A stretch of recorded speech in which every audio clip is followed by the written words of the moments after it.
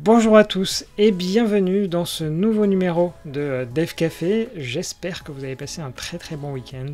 Malheureusement c'est lundi donc il faut reprendre, peut-être même le retour de vacances pour certains, donc allez, courage.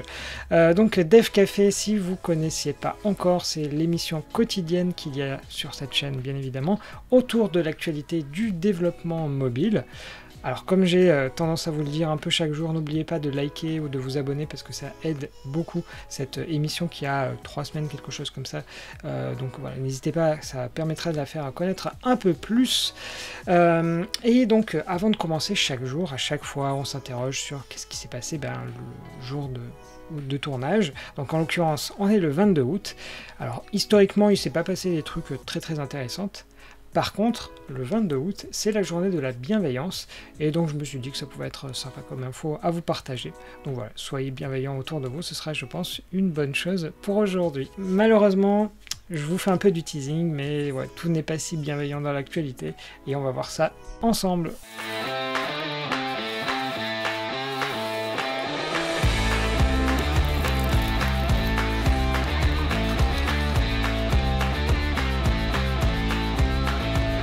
Pour commencer, on va s'intéresser à des stats autour de macOS, et donc comme vous le savez, sur macOS, vous avez soit la possibilité de faire des applications natives, soit d'utiliser Catalyst, et Catalyst, c'est tout simplement la possibilité de prendre une application iPad et de la transformer pour Mac.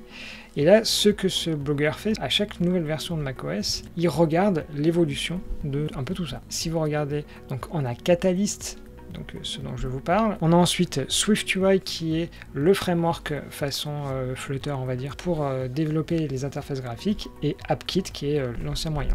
Mojave, c'est la première version dans laquelle il y avait justement Catalyst qui est arrivé, donc c'est pour ça qu'on avait les 1%, et vous voyez que dans la prochaine version qui s'appelle donc Ventura, on sera à 4%, mais c'est surtout la proportion et l'évolution de SwiftUI qui est impressionnante, où finalement maintenant on est à 12%, mais voilà, 12% c'est autant sur les applications Catalyst que sur les applications natives, donc très clairement en interne chez Apple, eh bien on voit que les applications qui sont livrées avec le système évoluent au fur et à mesure du temps, mais bon, il y a quand même 85% autres toujours qui utilisent l'ancien système. Donc voilà, c'était juste pour petite information. Ensuite, on va revenir sur une des actualités que je vous avais parlé la semaine dernière, à savoir les VPN sur iOS et sur iPad, etc. etc.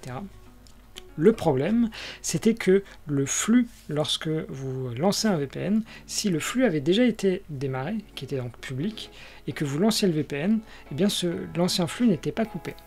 Et c'était uniquement les nouvelles applications qui passaient par le VPN. Et là-dessus, Apple a répondu, tout simplement en indiquant que eux, de leur problème, en fait, c'est pas du tout un problème, parce que il existe dans donc vous voyez ici dans la documentation, on est autour du VPN, il y a un attribut qui s'appelle Include All Networks, qui consiste justement à faire en sorte que quand on démarre le VPN, on s'assure bien de couper l'ancien, histoire qu'il soit forcé de repasser par le VPN. Et là-dessus, eh bien, Proton, qui était initialement à l'origine de cette information en 2019, je crois, ou 2020, quelque chose comme ça, eh bien, eux, ils ont dit, de notre côté, à l'époque, on avait testé, et en fait, ils continuaient d'avoir les problèmes, donc ça ne résolvait pas les soucis, et c'est pour ça que eux, à l'époque, avaient justement publié un article expliquant les problèmes, et qui ont été confirmés une nouvelle fois la semaine dernière. Au final, qu'est-ce qu'on peut dire sur le VPN? Eh bien, ça n'a pas avancé dans iota, la réponse d'Apple n'étant pas satisfaisante.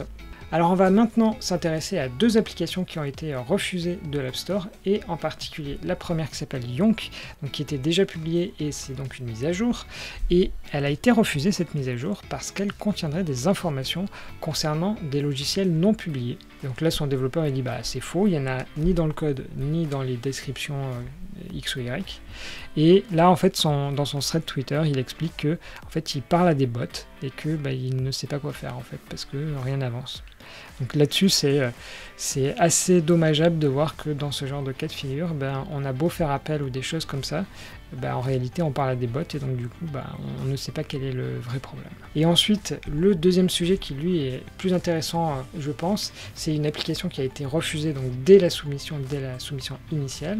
Donc c'est un développeur qui a déjà fait plusieurs applications, mais qui par le passé s'est fait rejeter 2 applications pour des motifs tout à fait légitimes. La première appli qui a été refusée parce qu'elle utilisait des API privées, et la seconde parce que ça modifiait des propriétés des écrans, et on peut comprendre que Apple soit pas très chaud là-dessus. Et donc cette nouvelle application qu'il veut faire, c'est une application pour des festivals en Roumanie. Donc il y a un certain nombre de fonctionnalités, là-dessus, classique, pas de souci. Il soumet son application sur l'App Store, mais juste avant, qu'est-ce qu'il fait? Il publie un site dans lequel en fait il va y avoir à peu près les mêmes fonctionnalités. Et là-dessus, il se fait automatiquement rejeter parce qu'on lui rétorque qu'il n'y a pas suffisamment de différence entre d'un côté l'application mobile et de l'autre côté le site web. On peut se dire, bon, ok, pourquoi pas. Du coup, qu'est-ce qu'il fait? Il prend son application et il lui rajoute des vraies fonctionnalités natives comme du push, l'accès à la position de l'utilisateur ou encore le partage. Mais là-dessus, même résultat, il se fait rejeter. Du coup, qu'est-ce qu'il fait? Nouvel essai. Il rajoute 2 nouvelles fonctionnalités avec carrément une carte et des widgets. Donc là, on est sûr que c'est des fonctionnalités propres à l'application. Et là-dessus, en fait, il ne se passe rien parce que pour le moment, il n'a pas de réponse d'Apple. Alors voyant ça, qu'est-ce qu'il fait? Tout simplement, il envoie un petit message que vous voyez ici en disant regardez tout ce que j'ai fait comme effort pour vous. Et là-dessus, la seule chose qu'il a, c'est une réponse générique d'Apple qui lui dit merci de faire en sorte de vous distinguer, etc. etc. Donc là-dessus, en gros, il comprend que c'est un peu mort. Donc là, il en est à venir à faire cette espèce de truc assez étonnant dans lequel il se sert de l'accéléromètre pour faire des cartes. Vous voyez, l'ombre bouge en fonction de l'accéléromètre, donc ça n'a plus aucun sens. Parce que lui, il dit, là maintenant où on en est, je pense que mon application, carrément, elle va même pas être acceptée. Ils ont décidé que c'était pas bon, donc c'est mort une bonne fois pour toutes. On va donc s'arrêter là sur la partie Apple. Donc comme vous voyez, tout n'est pas forcément bienveillant comme je le disais. Et d'ailleurs, en parlant de bienveillance, vous allez voir que dans les actualités en bref qui suivent, notamment Facebook, ils sont encore en train de faire n'importe quoi.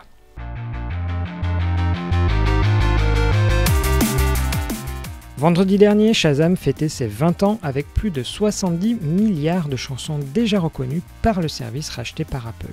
Allez, petite question, quel est l'artiste le plus Shazamé? Je vous laisse quelques secondes pour essayer de chercher. En attendant, on va enchaîner avec une info emploi où, comme vous le savez, les GAFA réduisent, voire stoppent les recrutements. Mais chez Meta, on ne fait jamais comme tout le monde, puisqu'ils commencent déjà à dégraisser du côté du personnel externe. Comment l'entreprise a-t-elle fait sa sélection? Tout simplement par un algorithme de random. Et cerise sur le gâteau, l'information a directement été donnée par les RH aux malheureux désignés. D'un fabricant et d'un modèle à l'autre, le support des mises à jour Android et de celle de sécurité est très variable et n'excède généralement pas les 4 ans. Surprise, il y a quelques jours avec Samsung qui a déployé un correctif à destination des téléphones sortis en 2015 et notamment le Galaxy J7. Pas de patch de sécurité au rendez-vous, mais des correctifs pour le GPS qui reste un des usages principaux de ces vieux téléphones. Ubuntu Touch n'est plus maintenu par Canonical depuis plusieurs années, mais le projet a été repris par UbiPorts. Toujours actifs, ils viennent d'annoncer que le Fairphone 4 était le dernier smartphone à être supporté par le système d'exploitation. De votre côté, si ce système aiguise votre curiosité, sachez que si vous avez un Nexus 5, un Google Pixel 3 ou un OnePlus One, le support est qualifié d'excellent. Et pour conclure, c'était Drake, l'artiste qui a été le plus chasamé de l'histoire avec près de 350 millions. Allez, qui avait trouvé ? Alors maintenant, on va passer sur une actualité plutôt côté Android et je vous rassure, on va plutôt terminer sur une note positive. Donc pour une fois, ouf, on va avoir des bonnes nouvelles. Et cette première bonne nouvelle va commencer par cette information comme quoi la version Canary d'Android Studio, donc c'est celle proche du développement, a été mergée avec celle de Master d'IntelliJ. Donc pour rappel, Android Studio c'est simplement donc un IDE qui est basé sur IntelliJ et pour la faire simple, il y a juste juste un plugin Android par-dessus. Et la bonne nouvelle, c'est que vu que ces deux codes viennent d'être mergés, ça veut dire que s'il y a besoin de déployer des nouvelles fonctionnalités, ça va prendre beaucoup moins de temps qu'auparavant, parce que bien il fallait resynchroniser. Je vous la fais pas, je pense que vous avez déjà eu le problème. Donc voilà, c'est une bonne nouvelle. Forcément, ça va prendre un tout petit peu de temps pour nous, mais en tant que tel, première bonne nouvelle du jour. Et la deuxième bonne nouvelle, elle nous vient de notre fameux Michel que on commence à connaître et qui nous indique qu'il y a des modifs du côté d'un document qui s'appelle le CDD. Mais juste avant qu'on s'interroge là-dessus, j'ai besoin de vous réexpliquer un tout petit truc. Alors vous avez peut-être déjà vu quelque chose qui s'appelle Don't Kill My App, et ce site il avait été créé suite au fait qu'il y ait de plus en plus de constructeurs qui mettent en place des restrictions sur les applications pour économiser de la batterie. Donc là, en soi, économiser de la batterie, c'est plutôt quelque chose qui est bon à faire. Mais le problème, c'est que ces restrictions sont telles que ça impacte la manière dont fonctionnent les applications en arrière-plan. Et typiquement, Samsung ou OnePlus font partie de ceux qui ont la moins bonne note, comme vous pouvez le voir, alors que tout ce qui est AOSP, Google et des choses comme ça, eux, ont un fonctionnement qui est attendu. Et ce site, il était là, donc depuis un très très long moment, parce que ça fait plusieurs versions qu'il est là, je ne sais plus depuis combien. Et il était là pour dénoncer ce problème que nous, quand on développe une application, on s'attend à ce que le comportement soit identique d'un téléphone à l'autre et d'un fabricant à l'autre. Sauf que là, en l'occurrence, pour les tâches en arrière-plan et avec ces restrictions, eh bien, on ne peut pas dire que ce soit le cas. Et pour vous la faire simple, jusqu'à présent, c'était statu quo. Mais là où il y a une petite bonne nouvelle, ça nous vient du document qui s'appelle le CDD. Si vous ne connaissez pas trop le process, grosso modo, quand vous créez un téléphone et que vous voulez notamment avoir les Play Services ou être validé par Google, il y a 3 choses à faire. Donc là, c'est ce qui est expliqué ici. Donc on va passer directement au deuxième, c'est être en conformité avec le document qui s'appelle l'Android Compatibility Definition Document, donc CDD, et passer un certain nombre de tests qui valident que le fonctionnement marche très bien. Alors en termes de tests, ils avaient communiqué le nombre il n'y a pas longtemps, mais je crois que le chiffre est totalement impressionnant du nombre de tests, même si malgré tous ces tests, on voit encore qu'il y a des différences d'un téléphone à l'autre. Et donc du coup, dans ce CDD, il y a une nouvelle version qui est sortie avec Android 13. Et là-dessus, on peut sortir le champagne parce qu'il va y avoir beaucoup d'informations qui vont être positives pour nous. Alors déjà, ce qu'il faut savoir, c'est que les utilisateurs maintenant vont pouvoir facilement désactiver les économies d'énergie, du moins l'algo propriétaire. Donc ça, déjà, première bonne nouvelle, même si dans les faits, c'est généralement à peu près possible. La deuxième, c'est que la mise en place des restrictions ne doit pas se faire de manière automatique. Et c'est là où ça change beaucoup pour nous. Tant que le système n'est pas capable de détecter que ça, en fait, l'application par exemple utilise trop de batterie, et donc dans ce cas-là, c'est pour ça qu'il y a des restrictions. Donc là-dessus, le gros changement, c'est que ça ne doit plus se faire de manière automatique. Donc ça, première bonne nouvelle. Ensuite, si toutefois l'utilisateur il a désactivé l'économie de batterie ou des choses comme ça, en aucun cas le fabricant doit activer ces algos de restriction de manière automatique. À la place, il doit en informer l'utilisateur en disant « Je pense que cette application consomme trop, est-ce que tu veux que je l'active ?» Auparavant, les utilisateurs ils avaient l'impression que c'était les applications qui buguaient, alors que là, en fait, maintenant, c'est au système de dire « Ah ben c'est moi qui vais détraquer le fonctionnement de cette application. » Donc c'est là où c'est une très très bonne information. Et en plus, il y a ce truc-là, le système doit informer les utilisateurs 24 heures avant que ce soit mis en application. Donc là, ça rejoint en fait ce qu'on disait tout à l'heure. Il va y avoir beaucoup plus de transparence. Et alors qu'aujourd'hui, on se faisait en gros insulter dans les reviews sur le Google Play, et bien maintenant, l'utilisateur va pouvoir comprendre qu'en réalité, c'est son téléphone qui est responsable du fait de recevoir des notifications en retard, des choses comme ça. Deuxième, du moins je ne sais plus à combien on en est, autre bonne nouvelle, c'est que chaque fabricant doit maintenant publier soit un document, soit un site dans lequel il va décrire d'où viennent ces restrictions afin qu'on puisse savoir comment les utiliser et les contourner éventuellement de la meilleure des manières. Donc voilà, ça c'est une excellente nouveauté pour nous, une excellente nouvelle pour nous. Donc là pour le coup, on commence la semaine sur les bons pas. Pour nous, on va s'arrêter là aujourd'hui. J'espère que cet épisode vous aura plu. Comme d'habitude, on se retrouve demain pour un prochain épisode de Dev Café, mais on se retrouve aussi ce midi, comme d'habitude. En fait, en ce moment, il y a 2 vidéos, une le matin à partir de 7h, une deuxième à partir de 12h30. Donc n'hésitez pas à revenir à 12h30. Je dois vous avouer que je ne sais pas encore sur quoi c'est, donc je ne vous en parle pas.